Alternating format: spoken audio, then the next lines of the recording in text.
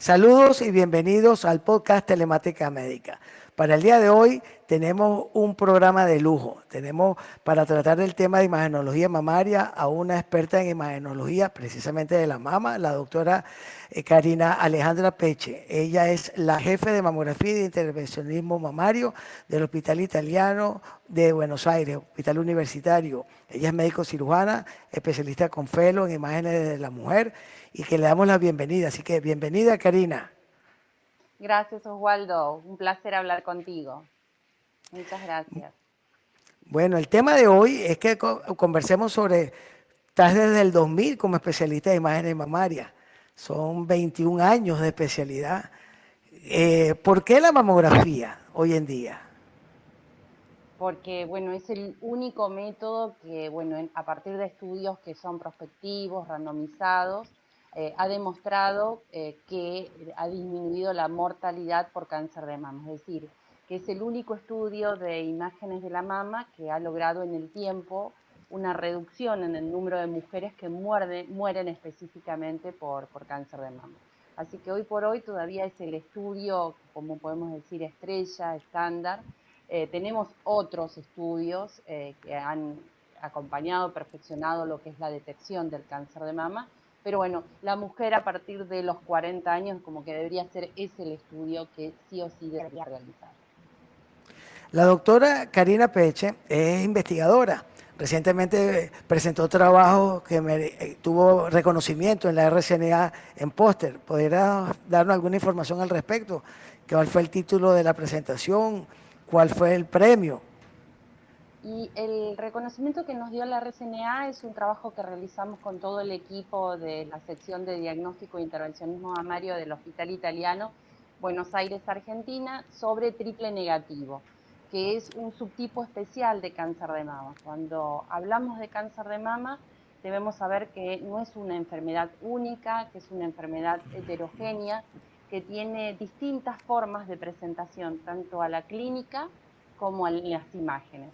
Entonces, la propuesta que nosotros llevamos en el año 2020 para el Congreso RCNA, que es el Congreso Internacional de Radiología más importante de la especialidad, fue las características clínicas, anátomo y de imágenes, tanto de mamografía, ecografía, resonancia, que presentan un subtipo especial que son los tumores triple negativos.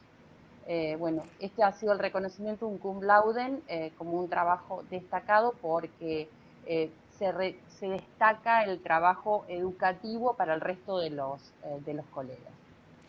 Y avanzado, porque esto es interesante que también las personas que nos escuchan, la importancia de por qué realizarse la mamografía, entender que hoy en día hay subtipos moleculares del tipo de tumor y que obviamente hoy en día los departamentos de mastología deben contar con un equipo multidisciplinario donde se realice intervencionismo para las punciones y obviamente el tratamiento que posteriormente va a atender.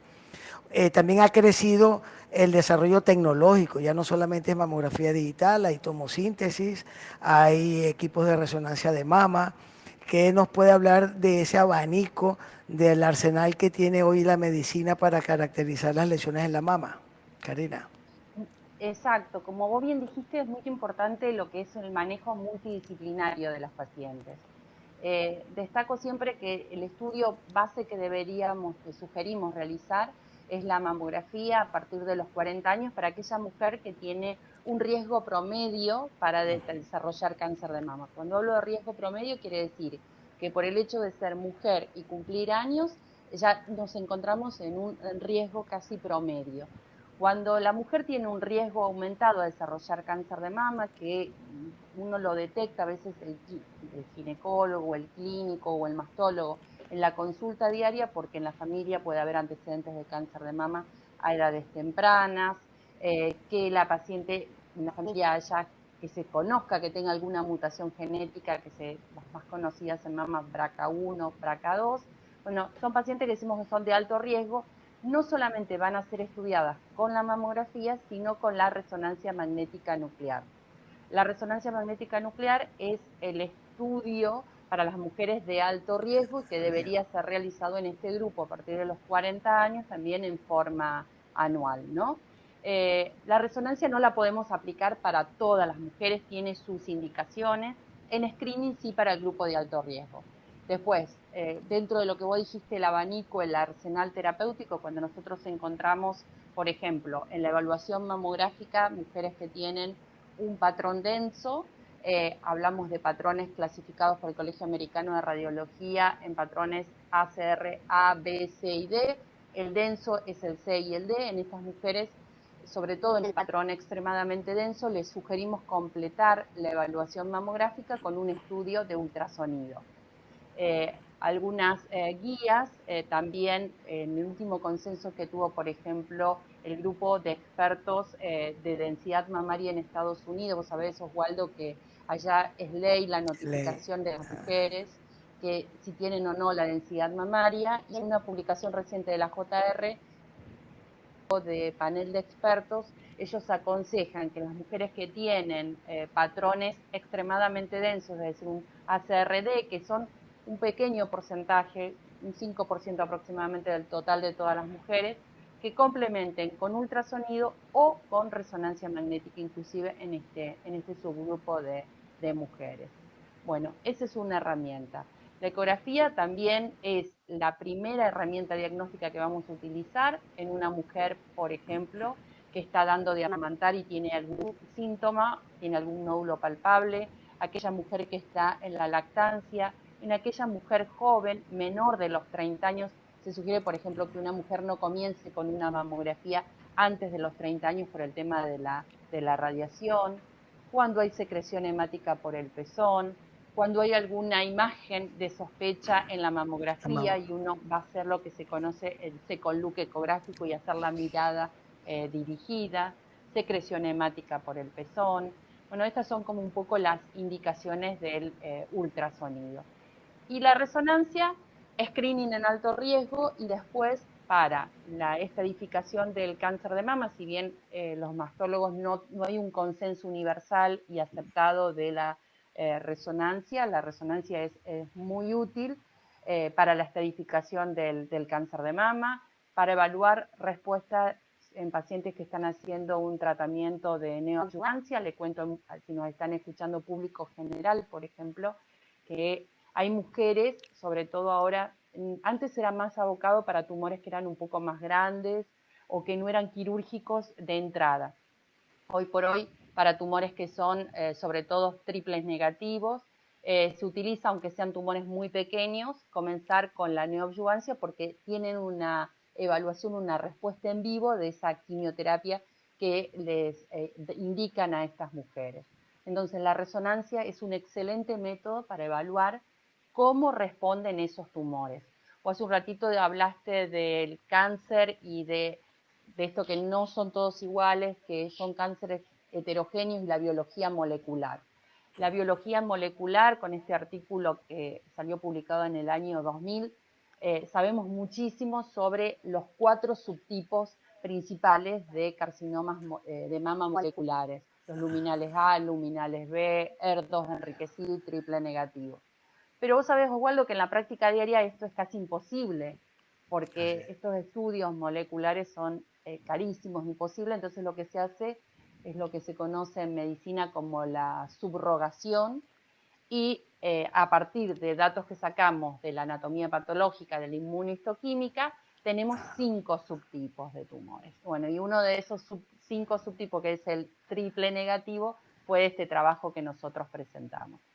Y ese tumor, que vamos a evaluarlo con la resonancia, a ver si responde o no responde a la quimioterapia, tiene una característica muy particular que lo distingue de los otros tumores. Es que cuando responden, en las imágenes vemos que responden concéntricamente, y muchos de estos tumores tienen una respuesta que nosotros llamamos respuesta total. Y de los 3 métodos para evaluar la respuesta, realmente la resonancia es el que mejor evalúa. Bueno, como están escuchando, la doctora es una experta y son prácticamente, es docente, además de la parte de investigación, y vemos cómo de diferentes modalidades son útiles en cada proceso. El ultrasonido, como bien lo dice ella, es muy útil en la mama densa, sobre todo en la mama por debajo de los 35 años. Es útil la elastografía, es útil el Doppler, de apoyo como herramienta en el ultrasonido? Sí, nosotros lo utilizamos, como bien vos dijiste, como una herramienta más. Prima siempre la morfología, la forma que tiene ese nódulo que nosotros estamos evaluando con la ecografía. Por más que una lesión no tenga un Doppler positivo o una elastografía me dé baja, si la morfología es de sospecha, debe primar la morfología, la vamos a categorizar como de sospecha, un BIRAT 4, y deberá ser biopsiada y deberemos tener un estudio histológico. Nosotros hicimos una experiencia, nosotros utilizamos, ¿se puede decir marcas comerciales? Sí, claro, estamos libres. Perfecto. Nosotros utilizamos un equipo que es el SAOT-8 y hicimos nuestro trabajo de validación para poder establecer cuál era el punto de corte, porque veíamos en la literatura que existían distintos puntos de corte con kilopascales, metros por segundo, Así y es. por ejemplo en este equipo no estaba el punto de corte establecido específicamente en elastografía para mama. Hicimos un trabajo y establecimos que el punto de corte para poder diferenciar entre lesiones mamarias benignas y malignas eran 50 kilopascales. Pascales. Nos sirvió para diferenciar eso. Quisimos diferenciar los distintos subtipos moleculares entre luminales A, luminales B, B2 con ER2 positivo, ER2 o triple negativo, y la verdad que no pudimos. No sé si fue por la N, como no está en cada uno de estos subgrupos. Afortunadamente el más frecuente es el tumor que es menos agresivo, que es el luminal A, y no pudimos encontrar diferencias estadísticamente significativas. Sí nos sirvió para decir una lesión entre si es un BIRAT 3 o un 4A, para decir la voy a controlar o la puedo biopsiar, y para diferenciar entre este punto de corte, esto puede ser benigno y esto maligno. Pero si era morfológicamente de sospecha, todas finalizaban en la biopsia. Sí, claro, son herramientas que nos permiten. Y entendiendo, doctora, que estos estudios se deben realizar con una periodicidad de 12 meses, ¿cómo ha afectado la pandemia en los controles de estos pacientes? Porque en nuestro medio hemos visto pacientes oncológicos que han perdido las consultas, hay personas que no volvieron a la consulta, ya pasamos un año en pandemia, hay restricciones y obviamente pues es una situación que nos ha afectado a todos de una manera transversal. Estos pacientes, esos Exacto. controles electivos se postergaron. ¿Tendrá esto un impacto negativo en los pacientes con alto riesgo en sospecha con cáncer de mama? Mira, Osvaldo, en Argentina puntualmente, cuando comenzó la pandemia, había mucha incertidumbre, mucho miedo a algo tan desconocido. Entonces, realmente cuando uno analiza las estadísticas de lo que fue el 2020, abril fue un pico abrupto de las consultas y de las caídas. No, casi no había consultas en el equipo de mama. Afortunadamente, fue pasando los meses, mayo, tímidamente comenzaron a retornar, y hoy por hoy podemos decir que estamos ya atendiendo con cupos completos y lo estamos viendo esto, que hubo pacientes que llevaron un poco de un año sin hacerse los controles, porque bueno, a lo mejor justo le tocaba ya el año y por el miedo a la pandemia lo fueron postergando y se les hizo un año y medio largo. Creo que sí vamos a ver un impacto, obviamente, en esta pandemia, ¿no? Todos estos cánceres que no hemos diagnosticados en este 2020. Pero afortunadamente hoy sabemos que tomando los cuidados, los recaudos, el sistema, el equipo de salud está muy preparado para cuidarlas y para cuidarnos también nosotros, ¿no? Así es. Siempre con todas las medidas, tratando de respetar la distancia. Obviamente que una paciente que va a hacer una mamografía, la técnica cuando la posiciona está muy cerca de la paciente, pero utilizamos siempre el barbijo o el tapaboca, lo mismo que la paciente, lo mismo para hacer la ecografía, todos los procedimientos. La higiene de todo el equipo, lavados de manos, que el ambiente, bueno, circule siempre aire, la Aire. renovación del aire, o sea, todo eso se tiene que cuidar mucho, ¿no? Y esa paciente que se vacunó, que viene al control y que presenta una adenopatía, Bueno, nosotros hicimos como unas recomendaciones y inclusive ahora hay varios artículos publicados en PubMed con respecto al tema de la vacuna. Como cualquier vacuna, cuando se coloca en el deltoides, lo que puede provocar a nivel de la axila es una reacción en alguno de los ganglios. Entonces, ese ganglio se puede inflamar, puede inclusive llegar a ser palpado por la paciente clínicamente, y en la ecografía lo que nosotros vamos a visualizar es un engrosamiento cortical. El ganglio, para que entiendan, está formado por una corteza y una médula, y generalmente cuando es una inflamación de tipo específica por las vacunas, que se provoca es un engrosamiento hipodifuso de esa cortical. Estamos aprendiendo a reconocer estos nuevos hallazgos que podemos encontrar en las imágenes en pacientes vacunados, pero sabemos que son hallazgos benignos y que con el tiempo van a tender a desaparecer para tampoco ser invasivos y indicar una biopsia cuando no es necesaria. Hay que interrogar muy bien a los pacientes si se han vacunado o no, y aquellas pacientes que tienen un diagnóstico de cáncer o han tenido un diagnóstico de cáncer de mama, les recomendamos que la vacuna se coloque en el brazo contralateral del lado donde ha tenido la cirugía axilar, ya sea una disección axilar o una biopsia de ganglio centinela.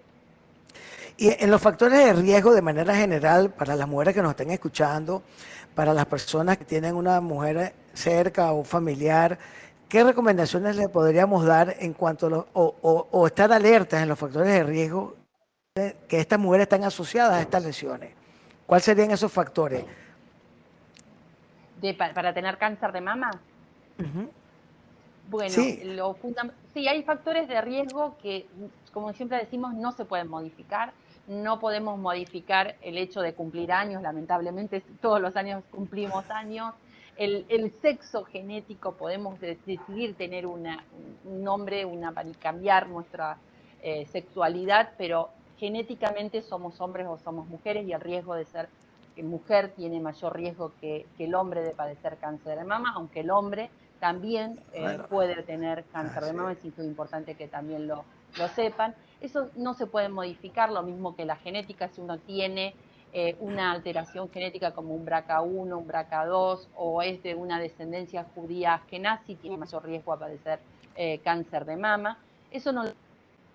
Pero hay otros factores que sí puedo llegar a modificar, como son el hecho de tener un hijo a edades un poco más tempranas. Hoy por hoy estamos viendo cánceres en mujeres que han postergado el hecho de la profesión y todo esto, vamos postergando la maternidad. La maternidad se tiene hoy casi a los 40 años, porque bueno, vamos postergando, y sabemos que el tener un hijo a edades tempranas, menores de 30 años, nos da un efecto protector. La lactancia también da un efecto protector, y sobre todo la alimentación, el hecho de tener una dieta equilibrada, de tratar de no consumir más de 2 veces por semana carnes, incorporar todo lo que es carnes azules, el atún, consumir el aceite de oliva extra virgen. Bueno, son cosas que nosotros podemos hacer, como la actividad física. Esas cosas están bajo nuestra, yo digo, nuestra esfera de control, y que todas podemos hacer. Movernos, cuidarnos en lo que nuestra alimentación, podemos modificar esto del momento de decidir tener los hijos, y de tener hijos, y la edad y el tiempo de la lactancia.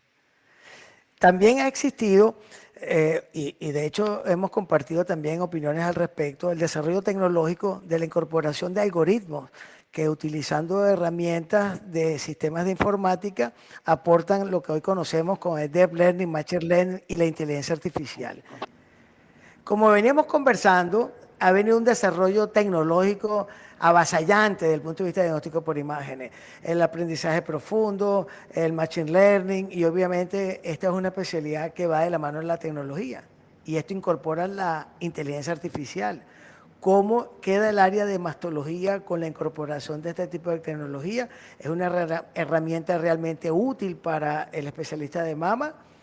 ¿Y cómo podría utilizarse de ahora en adelante?